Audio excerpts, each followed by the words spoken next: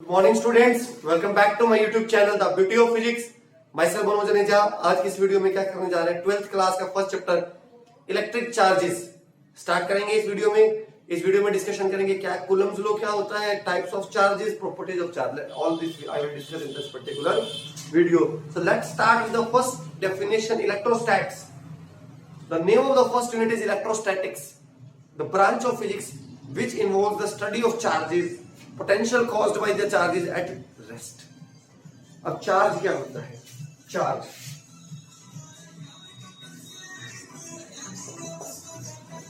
property associated with material objects in terms of which electrostatic forces are expressed. In terms of which electrostatic forces are expressed. It is a scalar quantity having unit coulomb in SI system and stat coulomb in CGS system. And we know 1 coulomb is equal to 3 into 10 to the power 9 stat coulomb. 1 coulomb is equal to 3 into 10 to the power 9 stat coulomb. It's a scalar quantity. It's a scalar quantity. There are two types of charges, positive charge and negative charge. Positive charge कब आएगा किसी body में बच्चों? When it loses the electrons. और negative charge कब आएगा? When it gain some electrons. तो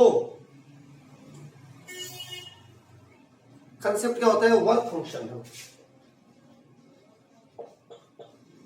work function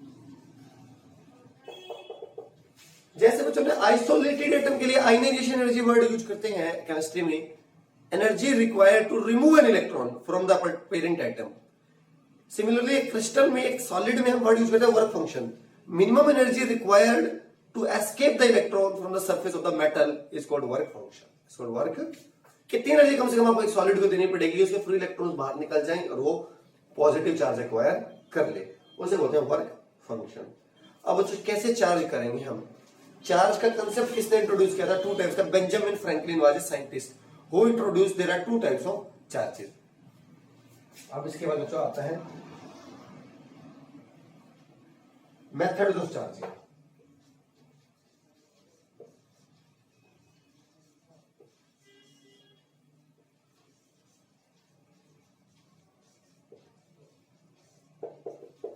There are three methods of charging: by rubbing,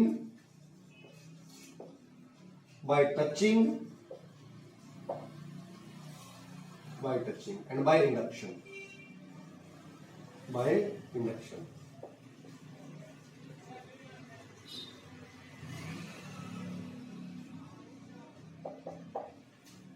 rubbing में क्या होता है बच्चों? किसी भी दो सुटेबल ऑब्जेक्ट्स को रब किया जाता है against each other. There are two objects which are rubbed against each other. तो इस रबिंग में क्या करते हैं? कोई दो सुटेबल ऑब्जेक्ट्स होते हैं उनको हम रब करते हैं। रबिंग से हम क्या प्रोवाइड करते हैं? Energy. Body having lower work function loses the electrons, becomes positively charge. Body having higher work function gains the electron, becomes negatively charge. जैसे बच्चों ग्लास की rod, this is a glass rod and this is a piece of silk. When they are rubbed against each other, glass rod has lower work function while silk cloth has higher work function. Energy is given to the both. Glass rod loses the electrons while silk cloth gains the electrons. So it becomes positively charged, it becomes negatively charged. और charge so acquired remains only on the rubbing portion which is in the contact with each other. ऐसा नहीं है तो जो charge आ गया positive वो यहां से यहां चला जाएगा, नेगेटिव यहां, because they are insulators and we know insulators do not allow the flow of charge from one point to another point.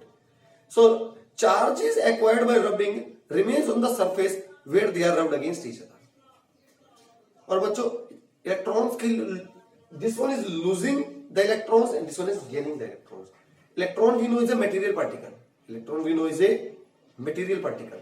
Electron कुछ मास होता है, कितना होता है? 9.1 into 10 का माइनस 31 kg। 9.1 into 10 का माइनस 31 kg। तो इसका कुछ मास कम हो जाएगा, इसका कुछ मास ज्यादा हो जाएगा। तो ये हो गया रबिंग। टचिंग में क्या होता है? एक रब्ड बॉडी को विच इज एक चार्ज बॉडी को एक अनचार्ज के साथ कॉन्टेक्ट में रखा जाता है and charge flows from charged body to uncharged body because of potential difference. We will study this quantity later on. What's potential difference and what does it cause for charge to flow? Induction, induction is the third method for charging. Induction में क्या होता है बच्चों,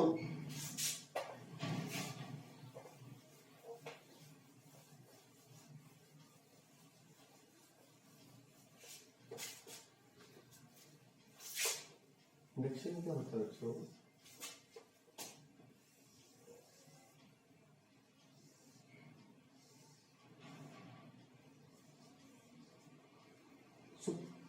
suppose मुझे इस body को negative charge देना है, this one is a metallic spherical shell placed on a insulating stand.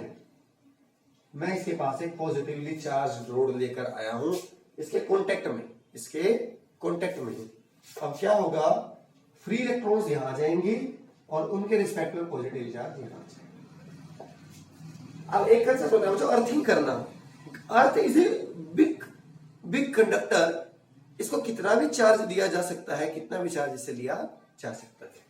तो मैं इसको एक अर्थिंग कर देता हूं, अर्थ के साथ एक वायर के थ्रू कनेक्ट कर देता हूं। All the charge will be neutralised because electrons will flow from earth to this sphere and this charge will be neutralised.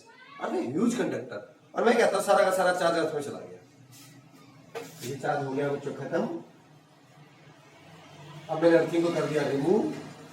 Now remove this glass rod, remove this glass rod, what will happen,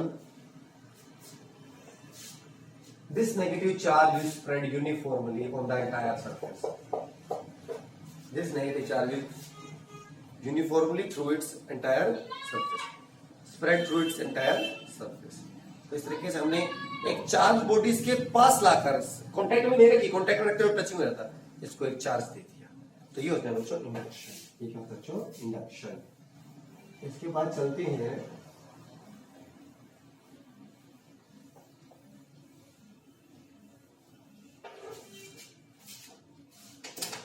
properties of charge. Charge is quantized. Quantized means first property, मुझे किसी भी body पर charge कब आएगा, जब वो electron या तो लूज करेगा या इलेक्ट्रॉन गेन करेगा। लूज करेगा तो पॉजिटिव, गेन करेगा। अब कितना आएगा, अगर उस बॉडी ने एक इलेक्ट्रॉन लूज किया तो उसके ऊपर उतना पॉजिटिव चार्ज आएगा जितना एक इलेक्ट्रॉन पर था।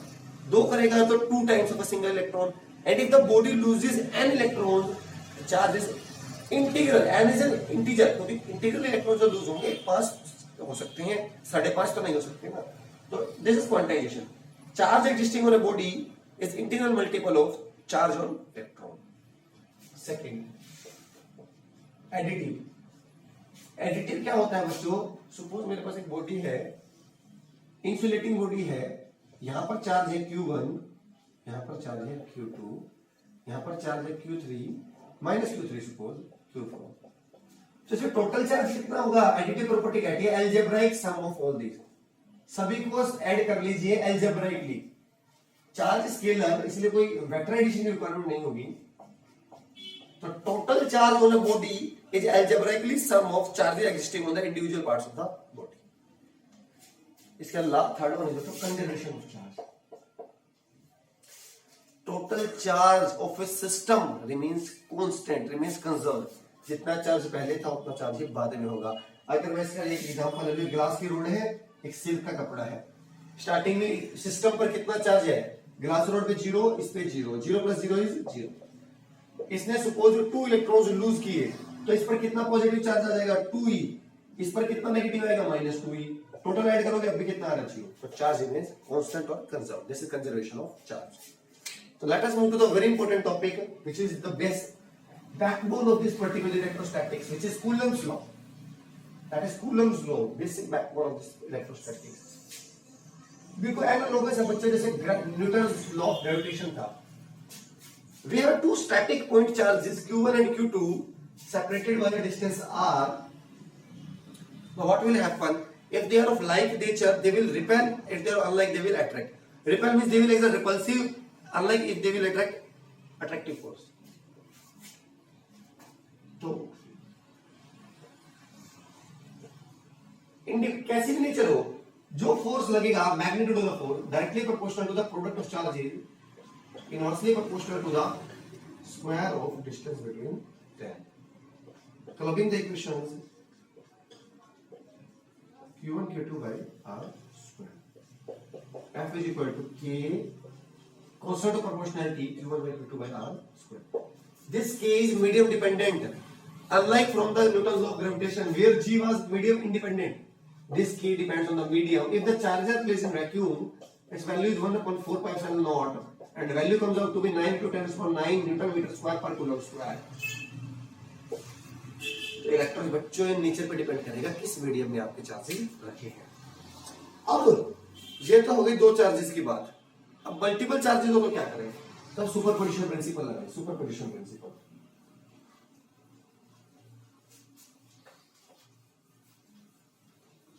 सुपरपोजिशन प्रिंसिपल कैसे लगाएं? क्या होता है बच्चों?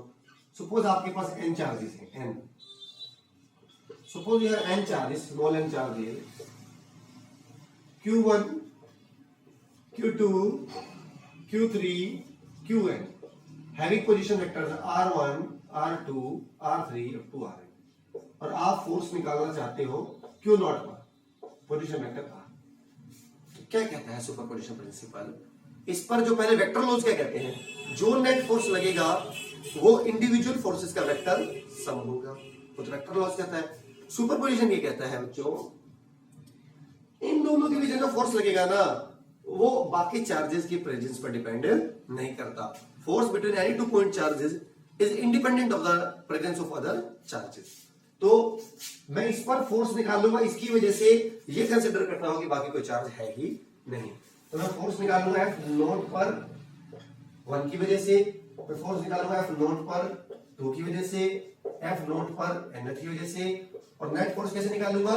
इन सबको वेक्टर सम ले लूंगा, इन सबका वेक्टर सम ले लूंगा और मेरे पास नेट फोर्स आ जाएगा, मेरे पास नेट फोर्स आ जाएगा। तो ये बच्चों अब यहाँ पर ये इंडिविजुअल एक्सप्रेशन आपको निकालने होंगे, ये इंडिविजुअल एक्सप्रेशन आपको निकालने, बट ये सारा तो वेक्टर लॉज जो हमने किया है, तो वेक्टर इक्वेशन है, general derivation, but when we solve the questions we do it in the scalar approach using the rectangular components of the vector, using the rectangular component of the vector. तो यहाँ तक आज का video, next video में next topic लाऊंगा electric field, properties of field lines and dipole moment and the axial equatorial line. तो यहाँ की रिवीजन कीजिए, नेक्स्ट वीडियो में लाएंगे next video. Thank you so much.